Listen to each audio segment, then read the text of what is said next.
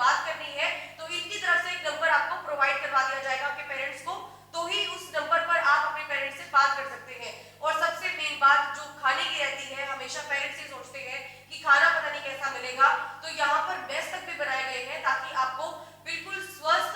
दुरुस्त खाना मिल सके, जिसको खाने के बाद आप हेल्दी महसूस करें। सुबह 7 बजे से लेकर रात के 11:30 बजे तक का जो शेड्यूल तैयार किया गया है वो फोकस 50 गुरुकुल की तरफ से किया गया है, ताकि आपके खाने का, रहने का,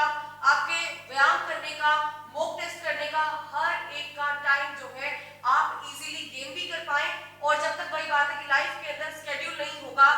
चीजों के ऊपर फोकस नहीं होगा, तो आप एक गोल तक कैसे जा सकते हैं, वो सारी की सारी चीजें जो है गुरुकुल 50 फोकस 50 गुरुकुल के अंदर प्रोवाइड करवाई जाती है। एक स्टूडेंट भी मेरे साथ मौजूद है जो पिछले 2.5 महीने से यहाँ पर कोचिंग ले रहा है, तो इनसे हम लोग बात करेंगे